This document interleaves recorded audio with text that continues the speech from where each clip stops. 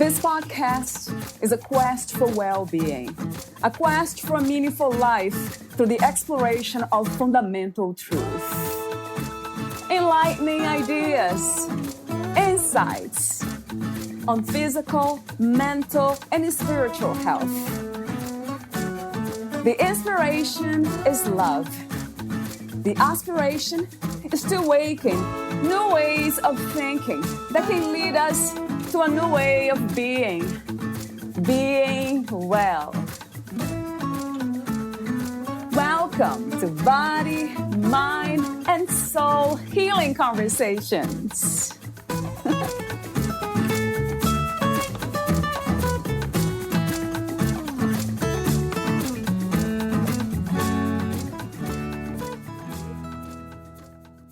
Your true measure of being enough, your utmost worthiness, and your badass success stems from inside of you. No one can give that to you, and no one can take it away from you. Valeria interviews Riah Gonzalez. She is the author of Successful as F-U-C-K, a no BS tale of screwing up and succeeding anyway. Raya Gonzalez is also a speaker and entrepreneur, beloved for her complete authenticity, raw honesty, and lovable humor. Raya dives deep into her traumatic past and turbulent healing process to prove that it is possible to hit rock bottom and come out stronger on the other side with your wit intact. Her stories and introspections cut straight through and challenge everyone to redefine success with unapologetic authenticity. Meet Raya at riahgonzalez.com and linqcs.com. Here's the interview with Raya Gonzalez.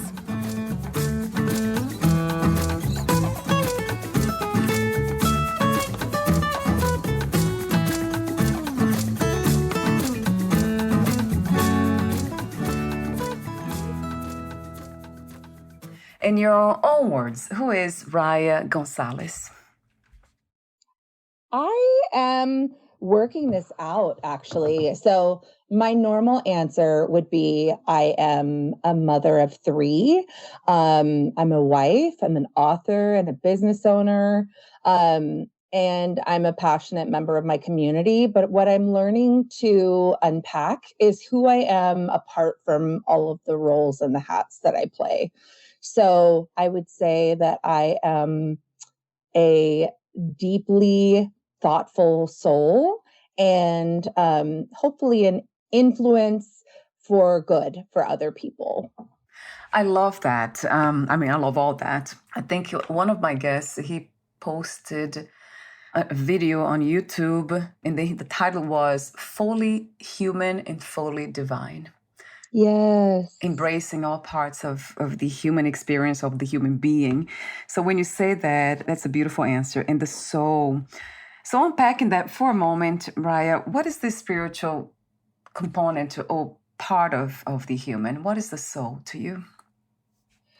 I believe that the soul is the essence of who you are. I do believe that we have divinity inside of us. I have gone through a questioning of spirituality. I was raised very fundamentalist Christian, and that left me feeling separated from a higher power because I felt like I wasn't good enough. And a lot of fear of whether or not my soul would be prepared or worthy enough to go to heaven.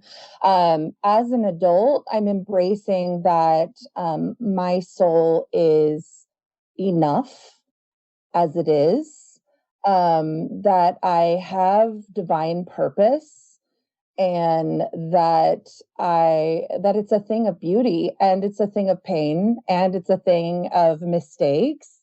And it's, it is worthy. And, what happens with that and how that will manifest in my life and afterwards, we will see. But it's something I'm exploring for sure. Another open question I have for you is about success. In your book, Successful as F, there's like the F and then that little star, CK, a no BS tale of screwing up and succeeding anyway. So that's the title of the book. And then I read something there that you say, a question that you raised that usually a question that I love asking too. What is success? Who gets to decide it? So that's a question for you now. What is your idea of success as of today, as of now? As of now, I have decided for myself that success has absolutely nothing to do with money at all. Um, Success for me as of this day in 2023 looks like picking up my child from, or being able to take my child to theater lessons, having the flexibility to take a nap in the afternoon if my body says that's what I need. Um, Also, having the flexibility to ponder going back to a traditional job if that's the right thing for me.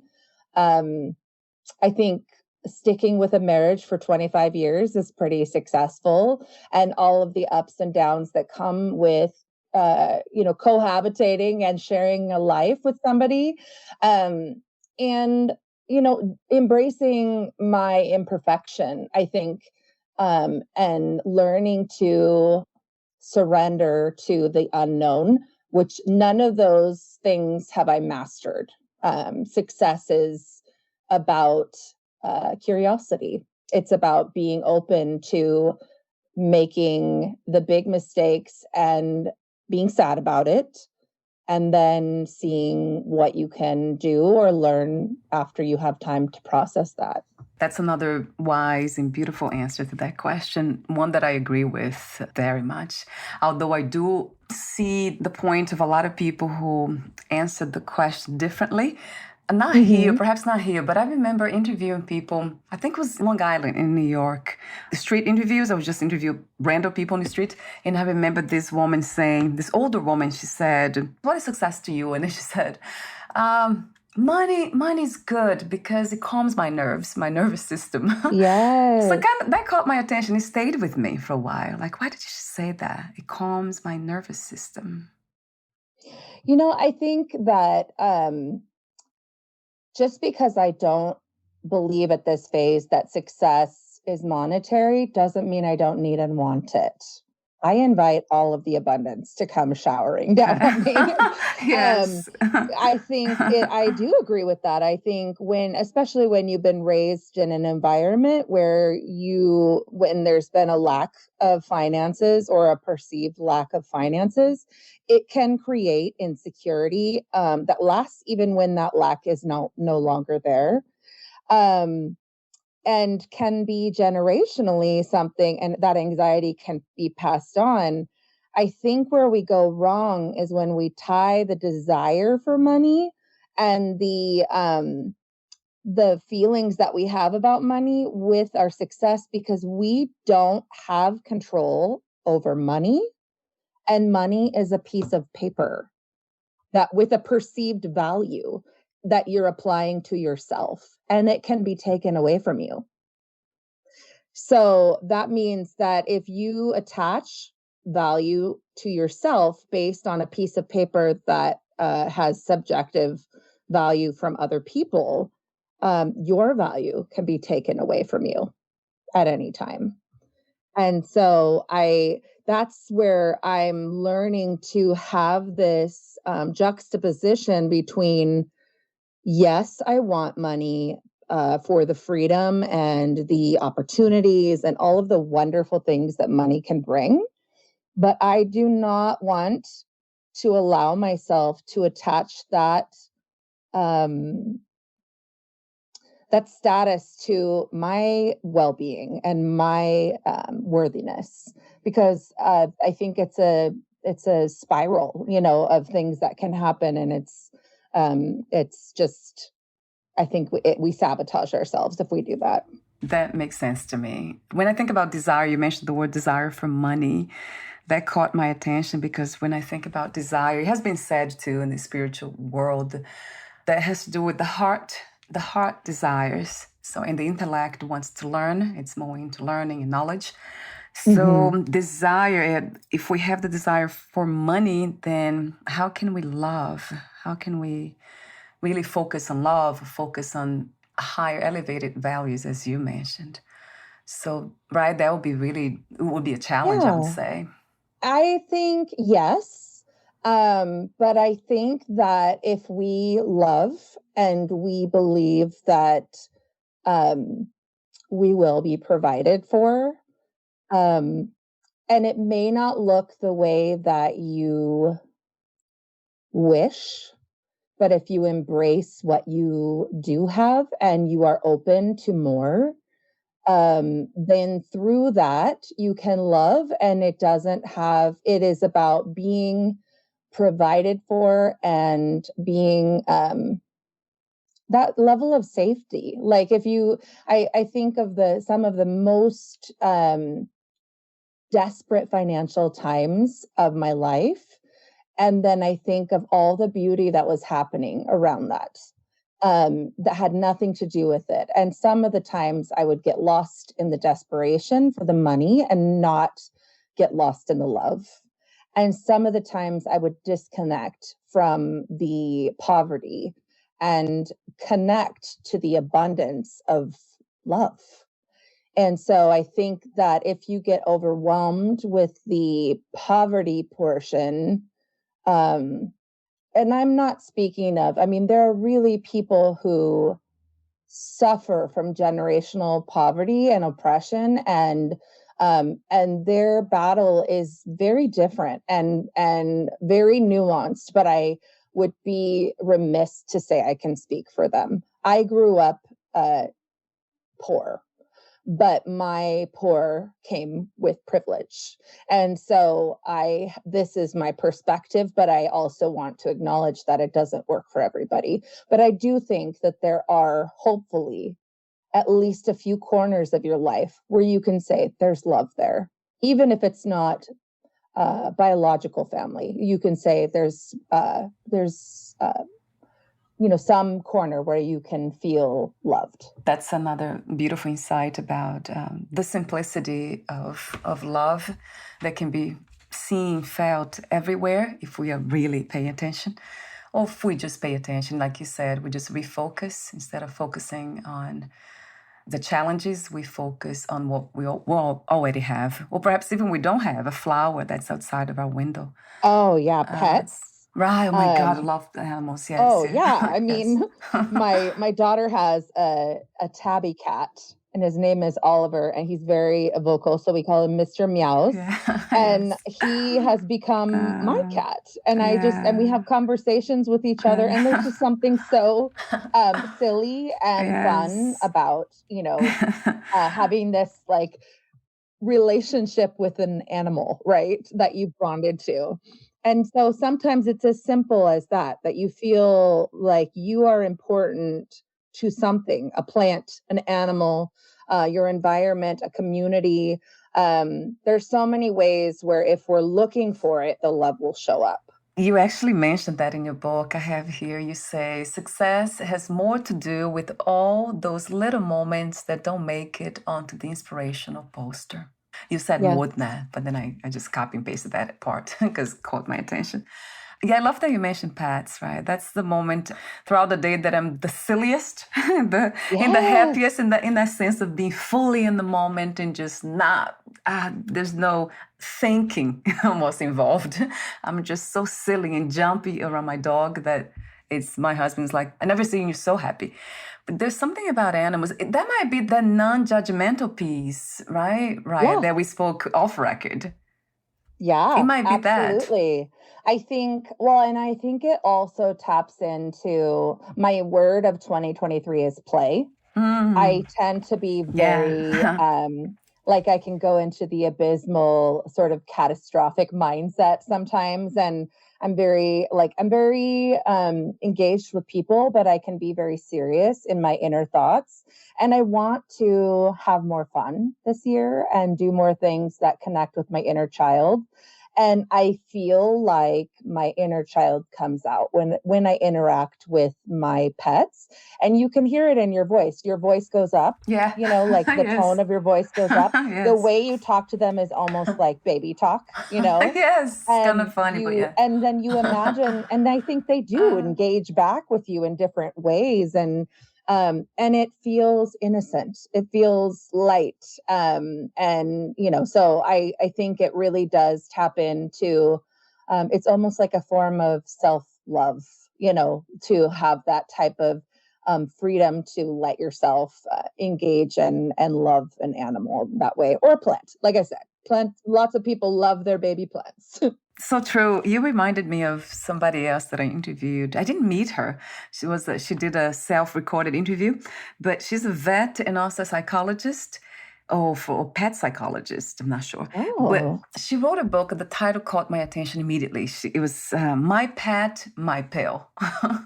And I I was like like, my that. God, that makes so much sense, right? Because that's what my dog feels like. It's like, wow, this is the happiness pill that I just took.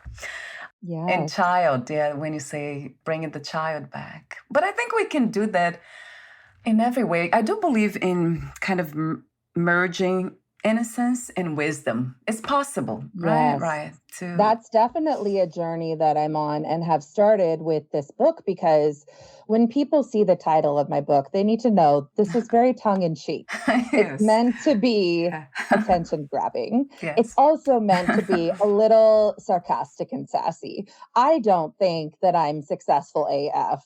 I would be like a total liar if I said that I felt that way. I believe that we have to embrace that title for ourselves, and it has to be authentic too, because people think when you say that, they automatically go to society's version of success.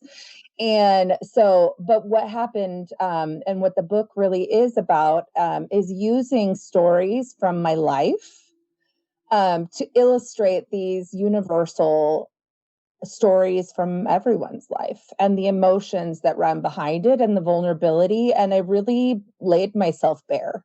I really embraced things that I have done that I am that like keep me up at night, and things that have happened to me that have changed my perspective of myself or hurt me. And then how that plays into my wisdom and my thoughts on how I achieve, and how I can use that to combine, like you said, the innocence and the wisdom. But it kicked off this journey of really, um, I really met my inner child in that space and really allowed us to have like a meeting of the minds, um, and doing it in a way that is very embracing and incorporating, not like I'm trying to have split personalities, but I'm just trying to give her a voice, and acknowledge her, and celebrate her. So I think that that is so important, because they're there. Like every version of ourself is there. And if you don't give them a voice, it will sound like somebody else and they may act out. So, like, it's important to, really pay attention to what motivates us, and what we need, because sometimes those needs go right back to the very basics, to create the stability to grow into the next version and the higher level of the person that we're supposed to. in your book, you talk about so many challenges that you went through, being homeless, having trouble with drinking, and then having children at a very young age too. Yes. What was the main intention of writing your book, Raya? So when I started writing my book, what it was supposed to be in my mind yes. was a book for entrepreneurial women about getting comfortable with the uncomfortable. And I participated in a group program and then was accepted to a publishing company. But when I was participating with this group program, they said, we do not want you to think about the book. We just want you to write. So, like, and we want you to write stories. So whatever comes out, just write stories. So I started writing stories about my life. And um, the title had kind of come to me fairly early. And so I I like started thinking I didn't really try to combine the two at first, but it once I opened the floodgates for these stories about my life, so many came through. And the book is actually quite short. It's only about 140 pages, but the actual first manuscript was about 3 times as long as that. I cut Wow. a lot, a lot, Yeah. a lot. And Yeah. so it wrote itself really, and it wrote itself for me. And I worried and stressed that nobody would want to read it because who would want to hear about my life? But it's not about my life. It's about a thing that we all experience. And a lot of us are afraid to say it out loud, including myself, who I'm a pretty open person. And a lot of these stories people knew, but they did not know the version inside my soul, like what it felt like to go through those things. They just knew what happened. And so that's how the story came to be, was really writing a surface version of the story and then going back through and saying, okay, what actually happened? What were the series of emotions and thoughts? And then what was the aftermath? Like Right. those types of things. I can imagine. I have done the same myself, and I know how hard it was. So, a question that comes to me in a moment is, what was the most challenging story to write? Um, well, there's so many. I think the one that most people contact me about is chapter 5, and that's Girl in the Car, when I was kicked out of my home as a senior in high school. But I will tell you that the most, even though that was something that was devastating to me, the most challenging chapter to write was it's called In the Middle, and it is a story based off of a conversation with my middle daughter, who I've had historically a very challenging relationship with. And she basically told me every way that I failed her as a mother, and she's about to turn 22, and how that affects her self-esteem, and how that affects her life, and how she sees herself, and her interpretation of the ways that I tried to love her and the ways that I fell short. And I cried for at least a month after that, because I sat there and I tried really hard to bite my tongue and just let her tell me. Um, because I realized that if my story as a young adult if that's different than other people who are involved, but it's true because it's my story, then this version of her life, even though it's different than my version of the same events, it's still valid. But it breaks my heart that that's what she carries with her. And I want to go back and redo it all over again. And all I can do is be the mom that she needs right now at 22, and keep moving forward and be repentant and try to be better. It makes me think about that we can't really come from a place that we are not ready to occupy. It's almost like giving something that we don't have.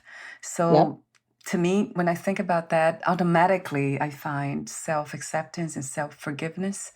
When I think about all the mistakes I made, if you can call them mistakes in the past, I think about, I didn't know. I didn't know how to deal with that. I couldn't have done it differently. That's really what it is. So that kind of gives me peace of mind. But in your case, it feels differently because it's a mother. So that Yeah. is, I'm not a mother. So it's like, that must Right. be, almost can't find words. Yeah. My challenge with myself is, and I do talk to my mom and we have, a good relationship, but historically, a lot of my wounds, emotional and, deep wounds, have to do with that relationship. And so I wanted so desperately to be a mother who didn't do things that would wound my children. And I mean, the reality is I'm a human. And even if it, even if it wasn't, like we do that to other people too, friends, family members, we wound people because we're walking around in this experience that is very egocentric. And we don't really see the 360 of what's happening around us. But yes, I think from that respect, I had this, and that is a deep identity for me that I'm trying to detach as an identity, as a person, because if I say that who I am is made up of myself as a mother, then I fail as a human because I'm going to fail my children. But I'm going to do my best. And sometimes that's not enough, but I'm going to get up and I'm going to try again. But I can't allow that to be just like money. Like if we allow these roles and circumstances to define us, then we're going to feel like crap about ourselves because we can't possibly be perfect. We just have to keep trying to love and just keep that spirit of love and believe that the abundance, and the word abundance, when I use that, I mean love. I mean relationship. I mean spiritual connection. I mean financial abundance. I mean all forms of abundance, but not just money or perfection. I mean like that we are fundamentally safe and loved. And so we have to embrace the fact that at least in this form, we are flawed and we will make mistakes. And it's how we work through that and how we work through the relationships that we want to invest in to move forward that defines who we are, and not the actual perfection and actions that we do otherwise. Yeah, love. I think about kindness, but that's it. Being aware of who we are and what we can do. And I love the message of that we are imperfect, right? As humans, we cannot Yes. try to be perfect. There's a movie that I watched recently, Lion. Have you heard about this movie? I have not. It's called Lion. It's about a story about a couple who adopted a child from India. Mm-hmm. And then she adopted two of them. One gave her no problems at all. He was so kind. He was a great boy. And the other one had a lot of issues. Already had some trauma happening. Mm-hmm. He had been abused. But she did it anyway. And she loved him the same way as she loved the other one. But she couldn't. She tried so hard. I mean, it hurts to see her crying while this second boy who was troubled, and he was kind of getting involved in drugs, doing a lot of crazy things, and she couldn't do anything. And because she had done everything that she could anyway, love was her big thing. She was just such a lovely person. And I was watching that and thinking, gosh, what a beautiful human being. She's just given everything she got, but she couldn't be responsible for the result of that when it comes to her child. She couldn't do anything. I mean, that was the limit. So love was her limit, and then from that on, the limit in the sense of love was what she gave, and that's it. And then she had to be open to whatever happened after. I just made a TikTok this morning, something similar about parenting adults. And I think I'm a very active parent right now, especially because I was chasing. I mean, I had my first child when I was 20. I got pregnant, married and pregnant at 19. And so I was chasing, professional success and educational. I spent a lot of time in school and at the detriment of my relationship with my children. And so I know how much I needed that guidance and support. And I really see myself as their coach, someone that they can come to if they need me. And then I try really hard to back off when they don't, Right. even though I want to. I'm sure. And but I think, I made this very kind of weird TikTok where I said, like all I want to do right now is find a kid and like snuggle up, like just lay down and like just have someone to be with. And they don't want that from me because they're adults and they don't, like I'm in that phase. They're not. And so, so that's the part that we don't really talk about. We talk a lot about what it's like to be a parent of kids, but I think many are not prepared for how challenging it is to be the parent of adults. And to know, I mean, when my kids moved out, I thought, well, that's it. Like, I don't know if that was enough. Like, I logically know that I'm still their parent, but at this point, like, it's a very different role. And so, I think, it's a very challenging thing. And, I think those relationships when you're like, wow, is that enough? What I have is love the limit, was my love enough, and you have to say yes or no. And then if it's no, is there anything you can do about it now? And if there's not, then you just have to let it be and you have to sit with that and then maybe make a different choice with that person or with the next person or, however you can and just be, say, I recognize that I maybe could have done things better and I'm going to try to do better. But, Right. this is what I've got. Yeah, that's something that I never heard before about. So some people, they are ready to be parents of children, but not parents of adults. I never heard it Oh, that way. it's very brutal and they will sure tell you. I mean, we like, oh man. And it's just hard Yeah. because when you have little kids, you have some control over what they experience because they're in your household. And when they are not, you have to just like let it go and be there in the way that they want you to be there. And if not, like so many of our generation are going no contact with their parents because they don't feel that they were cared for in the way that they needed and that the parents are not ready to embrace the fact that they have their own life and their own thoughts and opinions and then they're like, well, if you don't, that means you don't embrace me. These are my core values. You don't embrace me. And talk to me for a moment, Raya, about your company. You're the founder of Link Consulting Solutions. What is your company about? We talked briefly off record. I have read, of course, some of the information. But for the audience, what is that you do and how it works?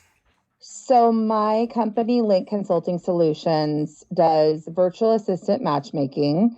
And what that means is we help female entrepreneurs find a virtual assistant in the Philippines. We do that in a different way. A lot of times when people will search virtual assistant in the Philippines, they'll find what's called a managed staffing company, where you hire the company who has virtual assistants in the Philippines. We actually help people with a like sort of on a recruiting basis, find somebody who's matched both from a skills standpoint, but also from a not behavioral, but like a professional, I guess behavioral is like, corporate culture type personality match.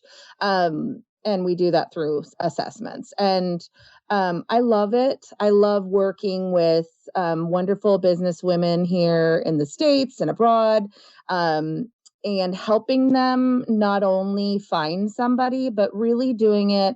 We do consulting as well as part of the process. So helping them understand in a deeper level the impact that they can make for these women that not only benefits their business, but also, really they're making a difference in the life of another female business owner because these women in the Philippines are freelancers and so they are also business owners. That's women helping women. Are you open to men as well? Oh yeah, Helping men. absolutely. And I do have clients that are men. It just so happens that like really the majority of my clients, and by really I mean like I've had a handful of male clients over the years, have been women. And so um it's just a deep understanding they have. I mean, the service came out of me hiring people from the Philippines, and kind of going through all the mistakes, and then I get to teach my clients what not to do. Yeah, that sounds good. That's the best way to do anyway, to open any business, right? Coming from Yes. what we know. Another question I want to ask about your journey. In your book, you went through a lot of challenges. So the question that came to me was, or is, what makes some of us more resilient than others?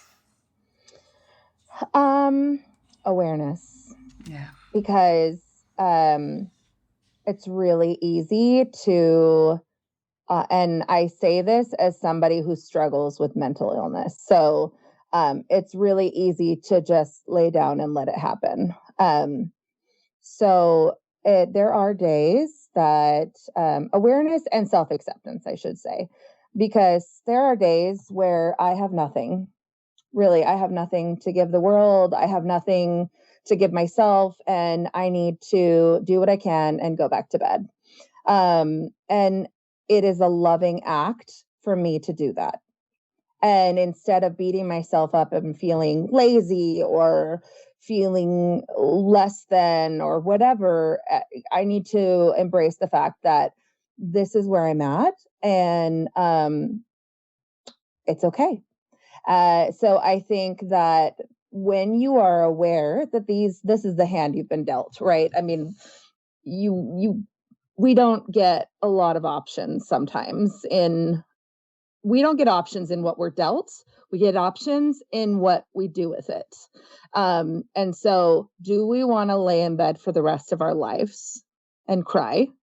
Or do we want to lay in bed for a quarter of our life and Hmm. cry? And do so when we are Yeah. being respectful to the fact that that's all we have, because going further is not respecting our experience and what we need. And it's okay to mourn, it's okay to be real. And so I think when we are not accepting of ourselves and the grief that we have of the life we could have had if things had been different, or if we had made different choices or whatever it might be, the traumas that we've experienced, I think that it's a disservice. I think it's more loving to say I'm going to grieve, and I might have to grieve over and over again for the rest of my life.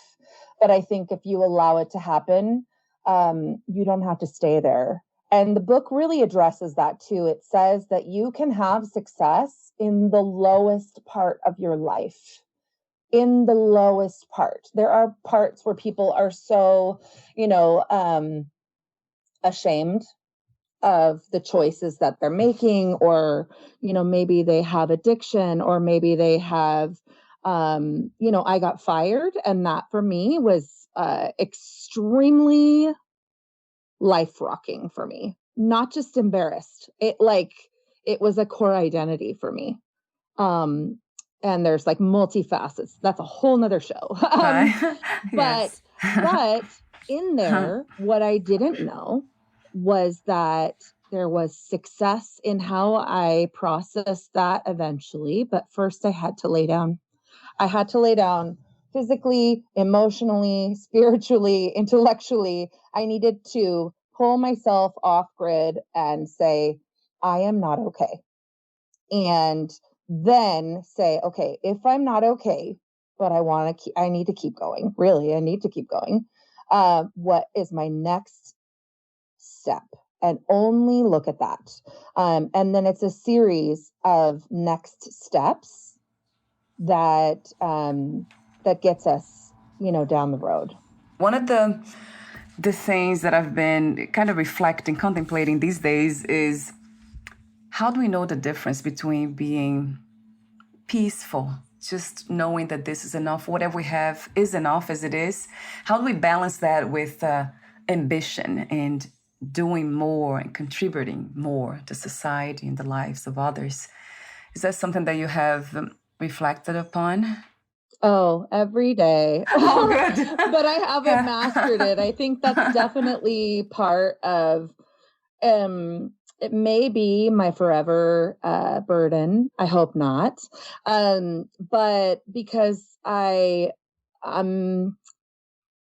I've traditionally been a very extreme person. So balance knows no, I have has no home Yeah. in my body and soul. Yeah. And Yeah. so I'm very in or out. And that, crosses over to activities and, physical health and relationships and all sorts of things. But I just think that it's going to be, a battle for me specifically. But it's something that we just have to continue to evaluate and say, this is what it is right now. This is where I would like it to be. It's not, and that has to be okay. So, what do I need to do right now to feel okay?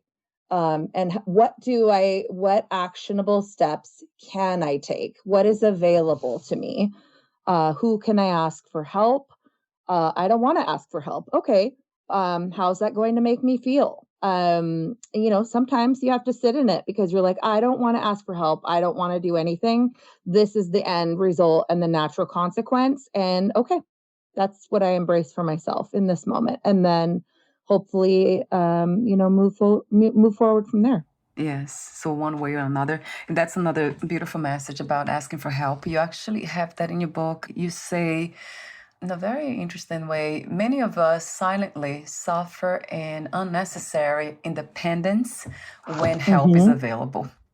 And that goes for everything, right, Raya? Our personal lives and also business, not trying to do Yes. everything and be everything, but searching, reaching out. That's something that I had to do. I talked to you off record about this with the podcast. I Yes. remember doing everything, and then I was completely burned out, and the whole thing just stopped for about probably a month or two, or even longer, because I couldn't do it anymore on my own. The editing and everything around it.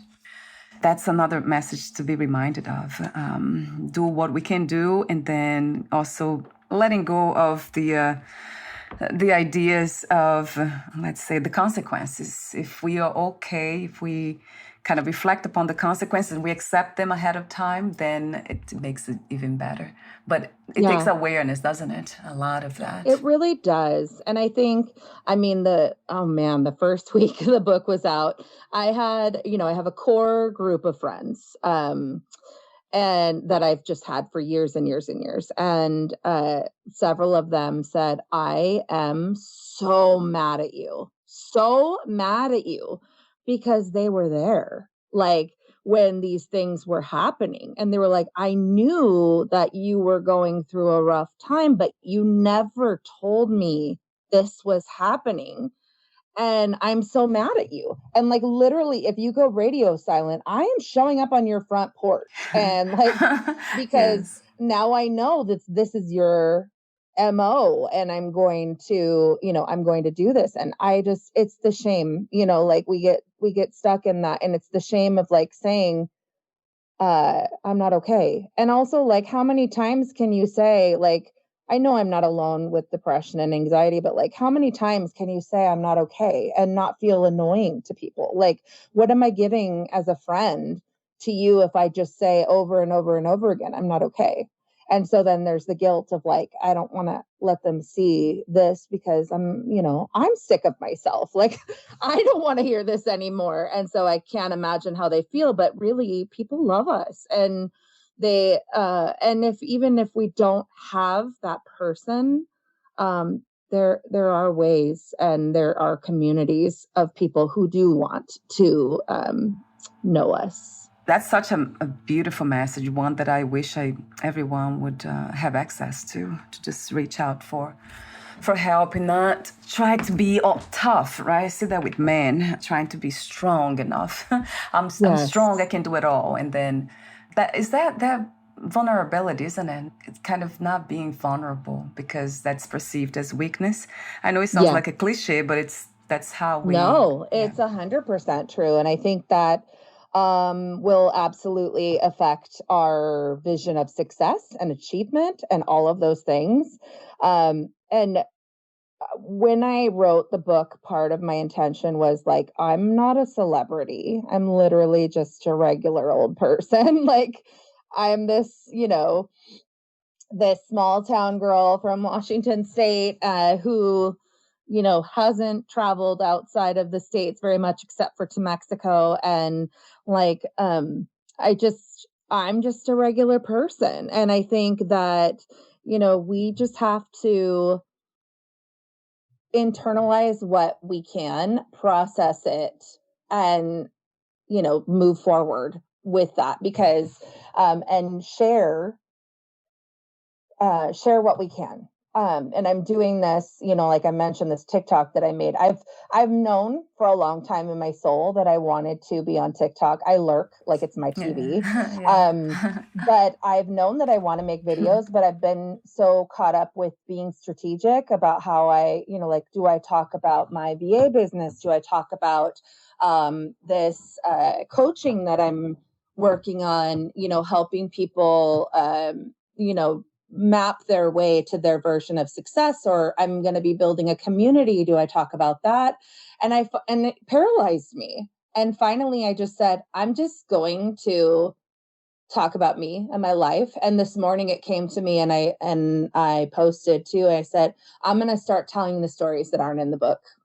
Like, I'm literally just going to start telling really vulnerable, weird stories about my life, and maybe nobody cares, but I'm about to make it my video journal. Like, and like maybe people resonate with that, and because I didn't think people would want to read the book, and I have received an outpouring of love and gratitude for being vulnerable, for putting myself out there, and people will tell me very personal things because I have told them very personal things and invited them in with this book. One of the other messages, I just want to mention that and then ask you my final questions. You say something that I wrote it down. Difficulties won't last forever. That's a very important message because it is true. Nothing lasts forever. It seems like we make it last. We kind of hold on, right, to certain things so tightly that it becomes a problem or suffering. But I love that message because it's one that's very true to me. So I do have a few more questions. Before that, would you like to add anything that you left unsaid for today or read a passage in your book?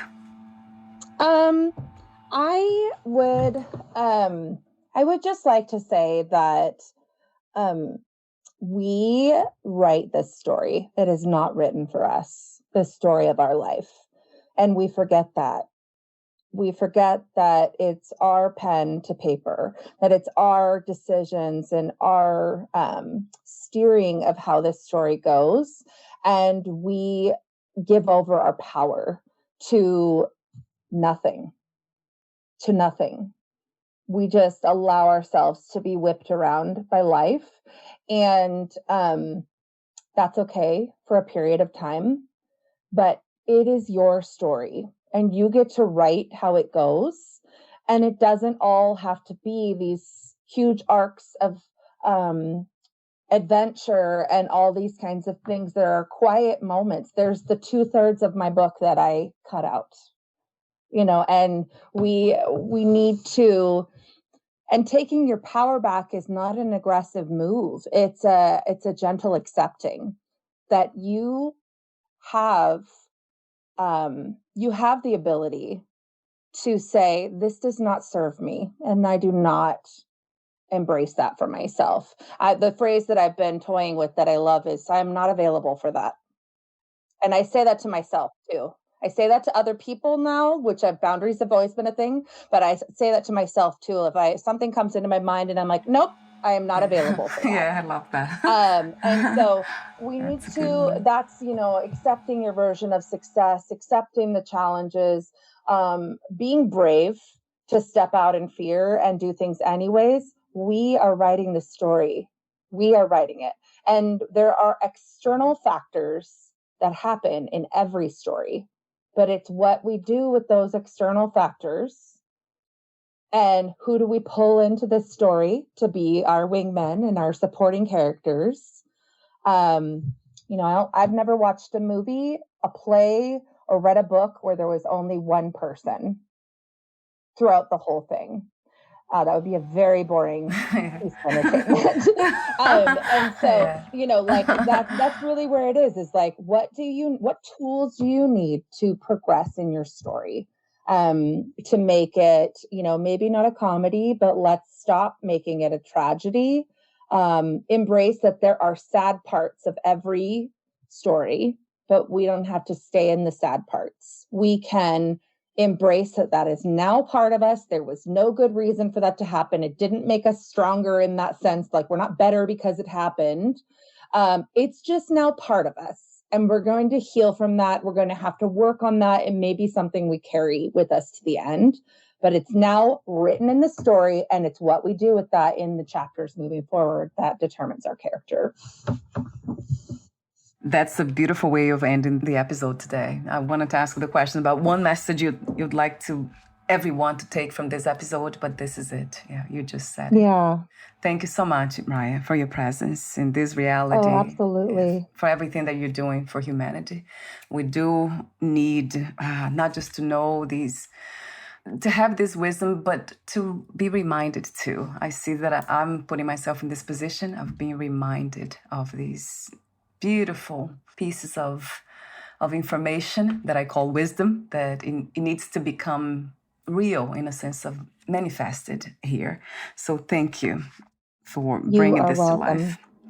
To end our conversation, I have the technical question, but before that, let me ask you a philosophical one, which is not really philosophy, but I love philosophy for some reason. So what is another word for life, if you were to use another word for it? That is a good question. I would say an opportunity for learning. Really, this is one of the spiritual journeys that I'm on right now, is really accepting, like I said, about the soul. And our life is truly it is the college. It is the Ivy League of learning, and we are all on the dean's list. Even if if we fail, this is the one place where you can reclaim your 4.0.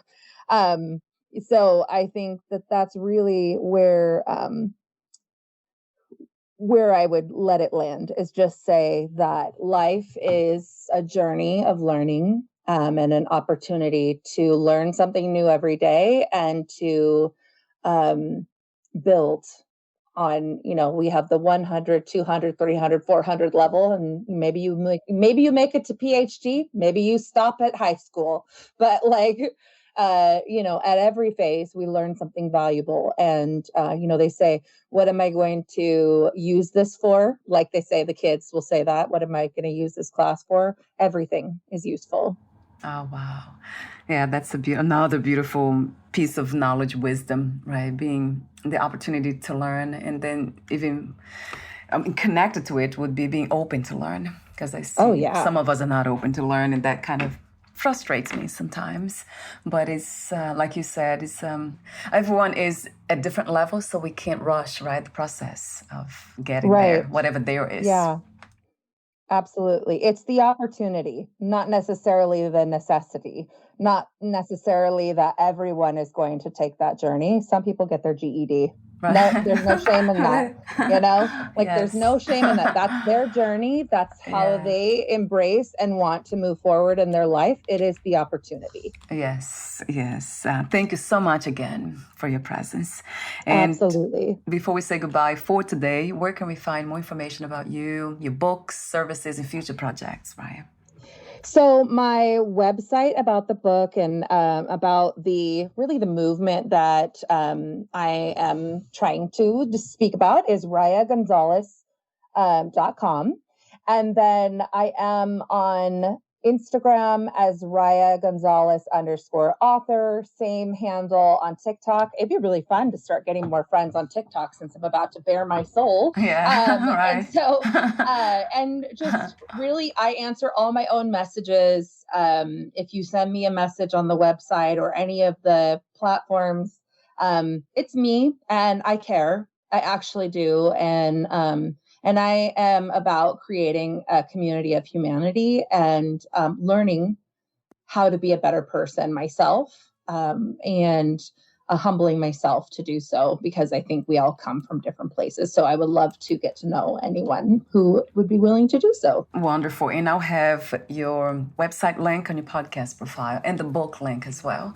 Thank you again. Thank you again, Raya. We'll talk soon. Bye for now. Oh, wonderful. Thank you.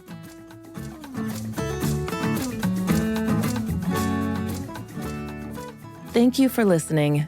To learn more about Raya Gonzalez and her work, please visit RayaGonzalez.com and LINQCS.com.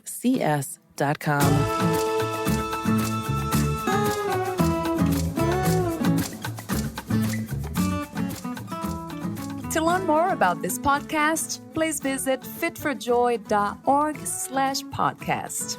Thank you again for listening, and bye for now.